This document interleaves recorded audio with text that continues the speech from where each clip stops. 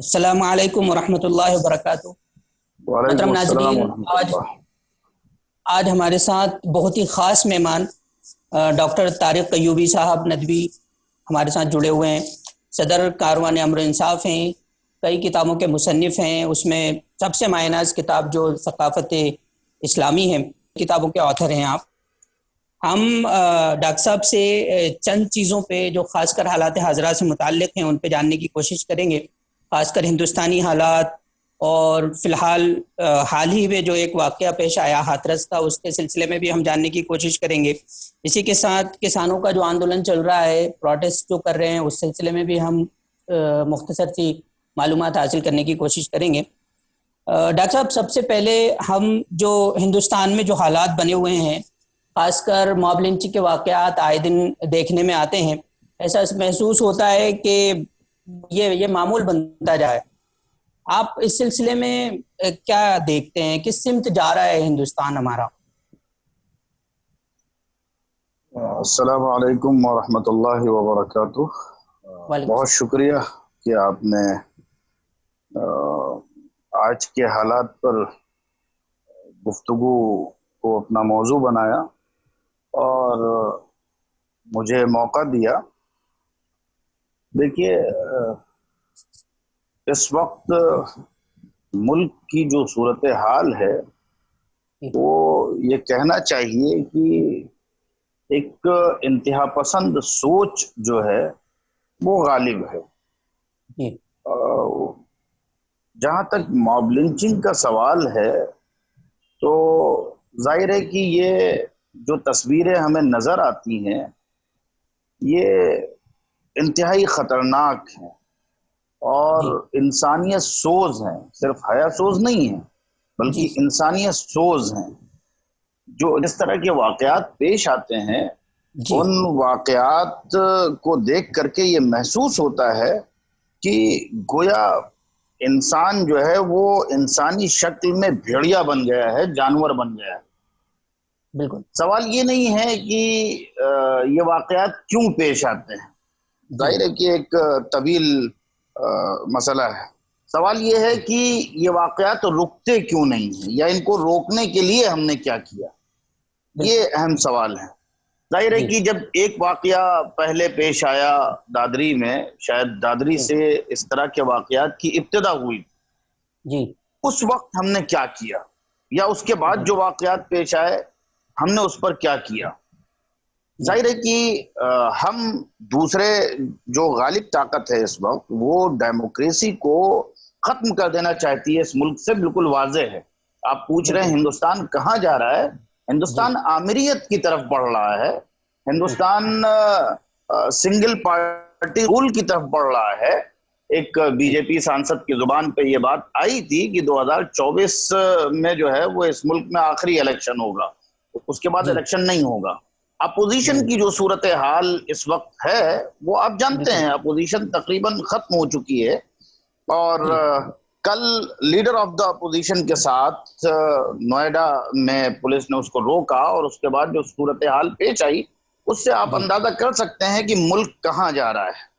आमतौर बिल्कुल। पर हमारे साथ परेशानी ये होती है कि जो हमारे पास सामने का इशू होता है जब हम उस पर बात करते हैं तो सिर्फ उस इशू पर गौर नहीं करते हैं बल्कि हम 70 साल की कहानियां छेड़ देते हैं।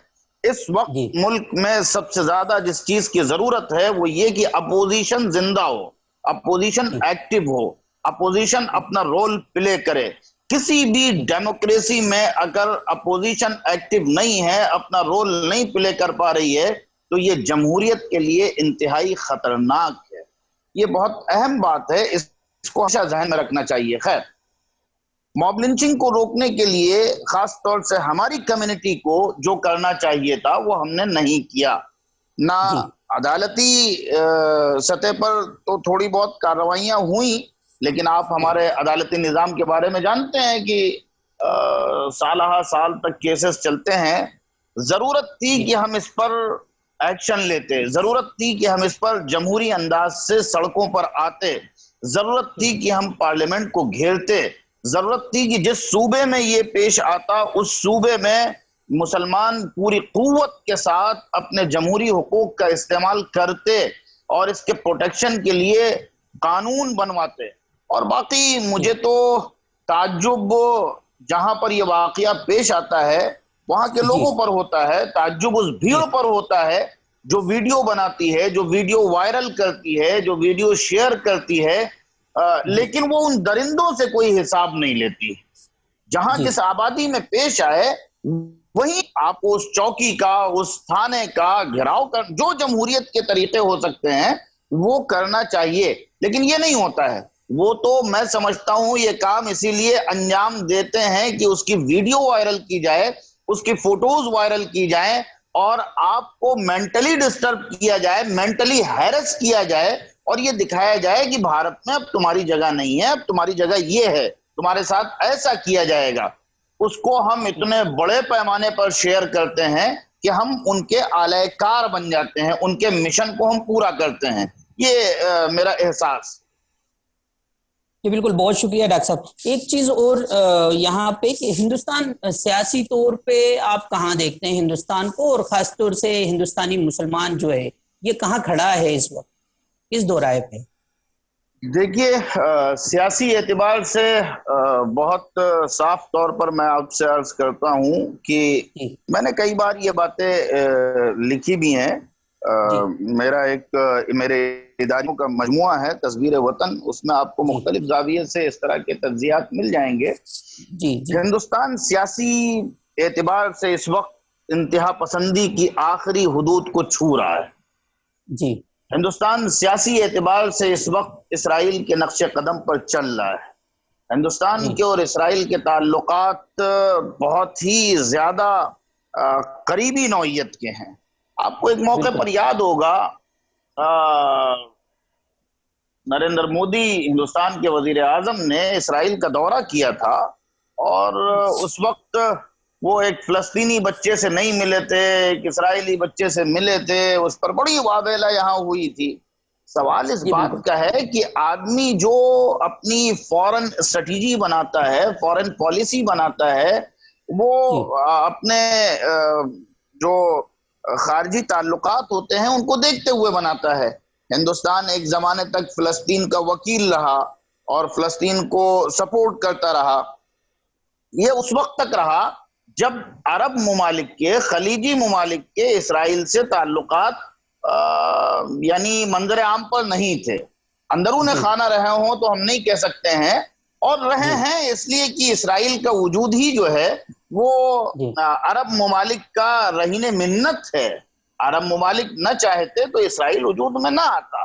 بہرحال تو جب تک ان کی اسٹریٹجی یہ رہی, جب تک ہندوستان خلیجی ممالک کے ساتھ کھڑا رہا, کیونکہ خلیجی ممالک سے ہمارے ملک کے دو طرفہ تعلقات ہیں, مفادات وابستہ ہیں, وغیرہ وغیرہ, جی بزنس کے میدان میں, بزنس سیکٹر میں, ایکسپورٹ امپورٹ سیکٹر میں, اور مختلف.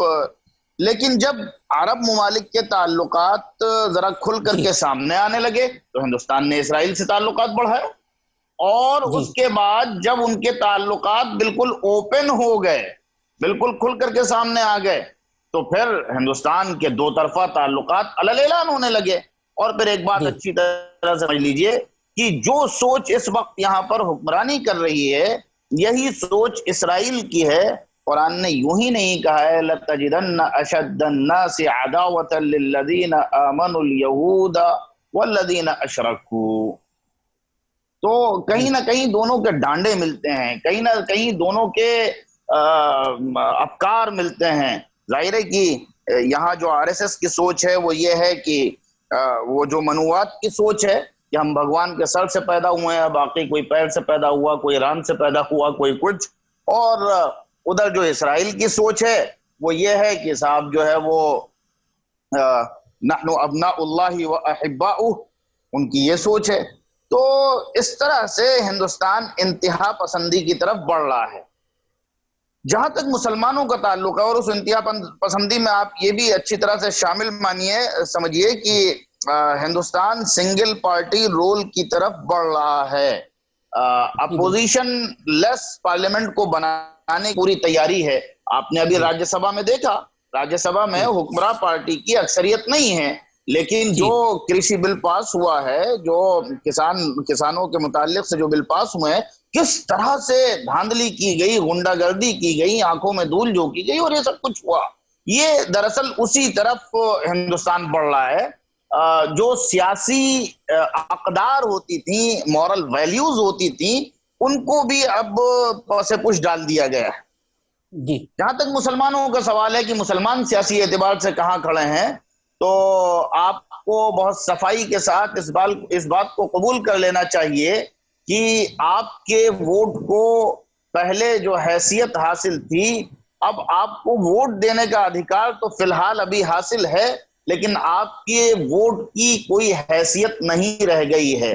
اول تو انہوں نے جو اسٹریٹجیز بنائی ہیں وہ اس طرح جی سے بنائی ہیں کہ اکثر مسلم بہمول جو سیٹ تھی، جہاں پر مسلم ووٹ افیکٹو ہو جائے تھے، اکثر سیٹیں وہ ختم ہو گئی ہیں۔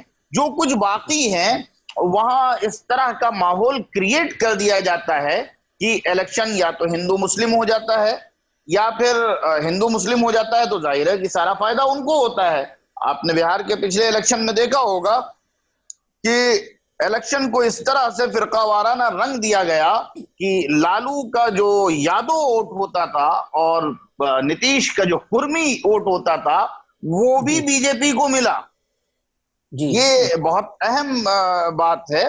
تو یا تو اس کو اس طرح کا فرقہ وارانہ رنگ دے دیا جاتا ہے، یا کچھ خرید و فروخت کے ذریعے ایسے کینڈیڈیٹس اور ایسے لوگوں کو سامنے لایا جاتا ہے جس کی وجہ سے جہاں آپ مؤثر ہوتے ہیں وہ بھی آپ کا ختم ہو جاتا ہے۔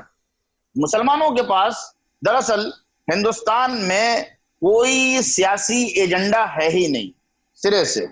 یہ بہت تلخ حقائق ہیں، لوگ نہ ان کو سننے کے لیے تیار ہوتے ہیں، نہ اس کو پڑھنے کے لیے تیار ہوتے ہیں۔ اس کے جواب میں صرف گالیاں دی جاتی ہیں، ایک بھیڑ ہے جو گالیاں دیتی ہے، بس سنجیدگی سے اس پر غور نہیں کرتی ہے۔ دراصل جب 1947 میں ملک آزاد ہوا، اس وقت جو تقسیم کا سانحہ پیش آیا وہ ایک ایسا سانحہ تھا جس کے اثرات ابھی تو ہم جھیل ہی رہے ہیں، آئندہ کب تک جھیلیں گے نہیں کہہ سکتے ہیں۔ بہرحال وہ ایک ایسا موقع تھا کہ یا تو تقسیم مکمل ہوتی اور یا تو تقسیم نہ ہوتی۔ جو صورتحال پیش آئی اس کے نتیجے میں مسلمان بٹ گئے۔ مسلمانوں کے بٹنے کے بعد یہاں 1947 کے بعد جو پالیسی اپنائی گئی، جو اسٹریٹجی اپنائی گئی، وہ انتہائی نقصان دہ ثابت ہوئی۔ اس وقت کے حالات ایسے رہے ہوں، ٹھیک ہے، کانگریس کو سپورٹ کیا گیا اور کانگریس کے ساتھ مسلمانوں کا تعاون رہا، لیکن آگے چل کر کے مسلمانوں کو اپنی لانگ ٹرم منصوبہ بندی کر لینی چاہیے تھی، جو مسلمانوں نے نہیں کی۔ آپ ڈیموکریسی میں ایک کو کمیونل قرار دے دیں اور ایک کو سیکولر قرار دے دیں تو اپنے آپ جو ہے وہ فرقہ واریت فروغ پاتی جائے گی۔ نتیجہ یہی ہوا کہ کانگریس آپ کی ہمدرد بن کر کے آپ کو کاٹتی رہی، آپ کو چھیلتی رہی، آپ کی جڑوں کو کھوکھلا کرتی رہی، اور بی جے پی آپ کی دشمنی کا نام لے لے کر کے اپنی فرقہ واریت کا رنگ جو اس کا تھا اس کے ذریعے سے آگے بڑھتی رہی۔ نتیجہ یہ نکلا کہ آج کانگریس خود اپنے وجود کو ترس رہی ہے اور بی جے پی دندناتی پھر رہی ہے۔ مسلمان جو کانگریس کے کہنا چاہیے کہ غلام تھے، وہ آج ایسے دو راہے پر کھڑے ہیں جہاں سے نہ ان سے آگے جاتے بن رہا ہے نہ پیچھے جاتے بن رہا ہے۔ ایسی ڈیموکریسی میں مسلمانوں کے پاس اپنا ایک ایجنڈا ہونا چاہیے، اپنا ایک منصوبہ ہونا چاہیے۔ ایک تو لانگ ٹرم منصوبہ ہونا چاہیے جس کے نتیجے میں وہ اپنے پیروں پر کھڑے ہو سکیں، بیساکھیوں کا سہارا چھوڑ سکیں، اور ایک شارٹ ٹرم منصوبہ ہونا چاہیے۔ شارٹ ٹرم منصوبے میں ان کی ایک متحدہ پالیسی ہونی چاہیے، ان کے شرائط ہونے چاہیے، وہ لوگوں سے معاہدہ کریں شرائط کی بنیاد پر۔ کسی ایک کو دوست قرار دے دینا اور کسی ایک کو دشمن قرار دے دینا میرے نقطۂ نظر سے کسی جمہوریت میں کسی اقلیت کے لیے انتہائی نقصان دہ ہے۔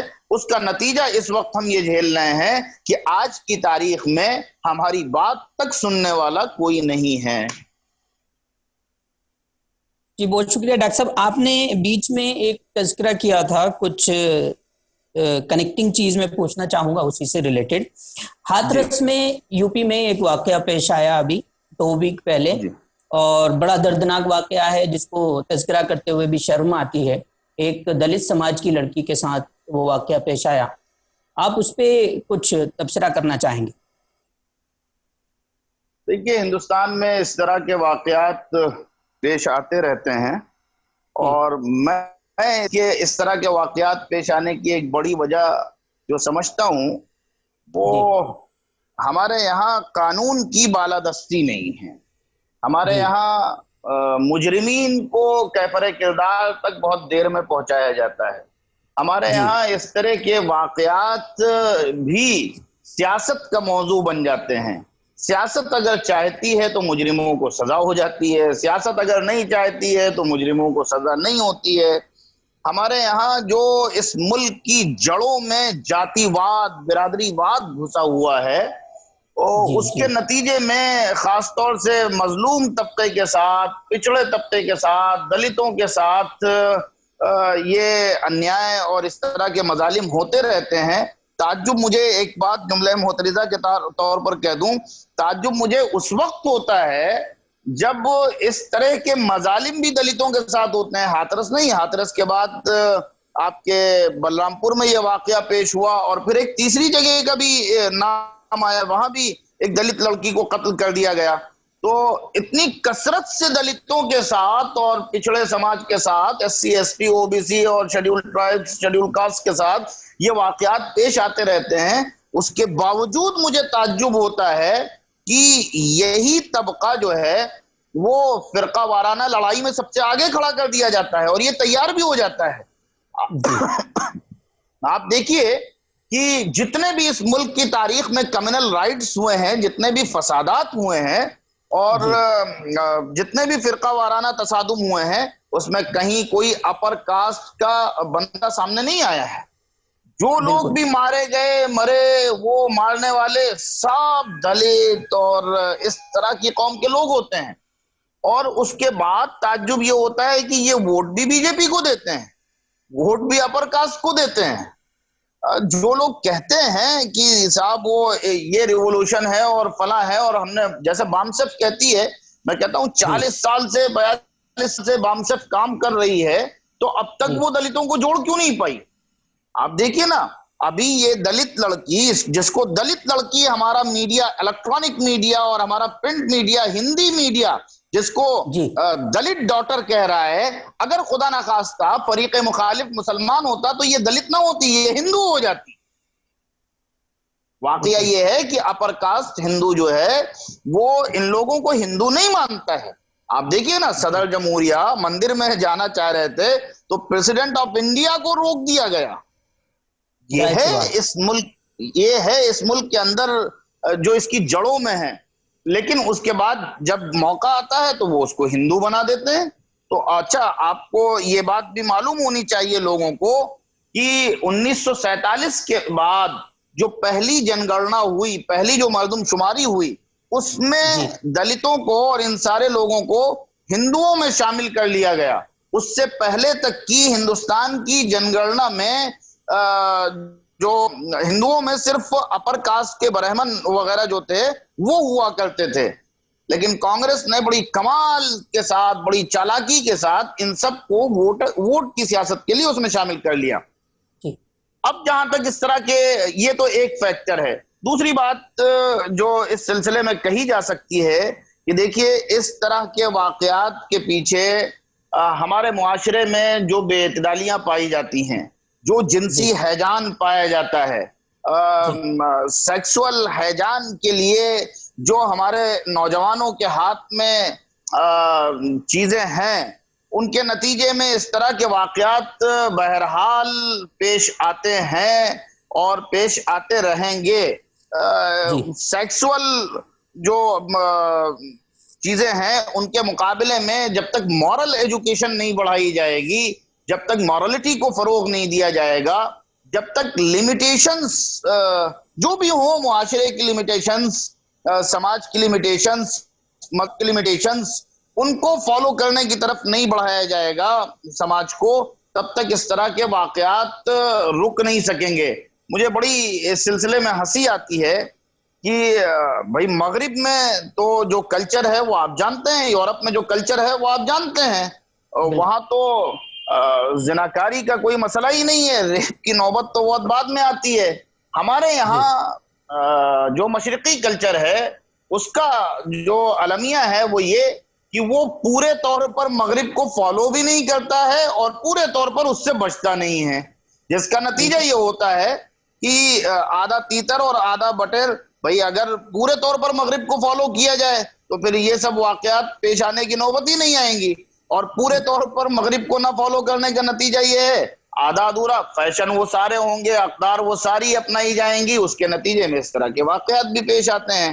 اور ان کو روکنے کے لیے سب سے زیادہ جو میں ذمہ دار مانتا ہوں وہ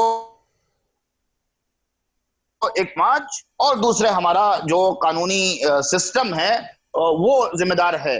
آپ دیکھیے نا، اسلام کا جو قانون ہے وہ اگر فالو کیا جائے تو اس طرح کے واقعات پیش ہی نہیں آ سکتے ہیں، مجرم کھلے عام گھوم ہی نہیں سکتے ہیں، کیونکہ جس طرح سے اس لڑکی کو قتل کیا گیا، اسلام کا قانون قصاص آپ اٹھا کر کے دیکھ لیجئے، تو قانون قصاص کا جب نفاذ ہوگا یا جو اسلام کے حدود ہیں ان کا نفاذ ہوگا تو آپ دیکھیے جہاں کہیں بھی دنیا میں اسلام کے قانون قصاص کی یا حدود کی کا نفاذ ہے، وہاں ان چیزوں کا آپ سروے اٹھا کر کے دیکھ لیجئے جو سرویز ایجنسیز اور عالمی ادارے کرتے رہتے ہیں، کرائم کا ریشیو اور اس طرح کے واقعات کا ریشیو بہت کم ہے۔ اب جہاں تک پرٹیکولر اس ہاتھرس کے واقعے کا مسئلہ ہے تو آپ دیکھ رہے ہیں اس پہ بھی سیاست ہو رہی ہے، ٹھیک ہے، اس میں اب بعض اس طرح کی چیزیں بھی نکل کر کے آ رہی ہیں کہ ان میں سے وہ لڑکوں سے پہلے سے اس لڑکی کے تعلقات تھے اور مہینوں سے وہ مسئلہ چل رہا تھا، اور اس کے بعد پھر جو ہے وہ جناب والا اس کے گھر والوں نے ہی اس لڑکی پر اٹیک کیا، اس طرح کی بھی چیزیں نکل کر کے آ رہی ہیں، اور مکمل اس کو ایک پولیٹیکل ایشو بنا لیا گیا ہے۔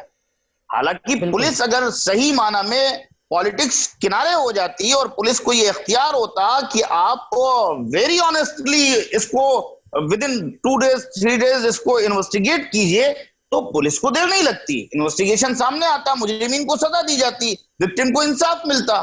لیکن ظاہر ہے کہ اس میں پوری طرح سے پالیٹکس انوالو ہے، اور خاص طور سے ہمارے یو پی میں تو صورتحال یہ ہے کہ برادری واد اور جاتی واد، اب ظاہر ہے اس میں نام آ رہا ہے اپر کاسٹ کا، اور وکٹم ہے لوور کاسٹ کے لوگ، تو ہمارے جو چیف منسٹر ہیں ان کا جاتی واد میں بڑا وشواس رکھتے ہیں۔ وہ آپ دیکھیے اس دن سنجے سنگھ نے لسٹ کی ہے کہ تقریباً 31 ڈسٹرکٹس کی انہوں نے سوچی دی کہ اس میں جتنے ڈی ایم ہیں، ایس پی ہیں، اعلیٰ ادھیکاری ہیں، سب ٹھاکر ہیں، اور یہ بات بہت پہلے سے چل رہی ہے۔ ہم نے سوشل میڈیا پر اس کے اسکرین شاٹس دیکھے، وہ کانپور کا جو انسیڈنٹ ہوا تھا اس کے بعد باقاعدہ برہمنوں اور ٹھاکروں کے بیچ میں 36 کا آنکڑا رہا جو نکل کر کے سوشل میڈیا پر آیا۔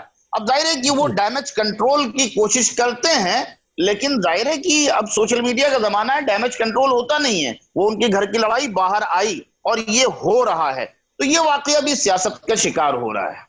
جی بہت شکریہ ڈاکٹر صاحب، thank you so much for joining U M Networks, انشاءاللہ دوبارہ ملیں گے آپ سے، بہت اچھا لگا، بہت شکریہ، تھینک یو سو مچ۔ جزاکم اللہ، شکریہ، السلام علیکم ورحمۃ اللہ۔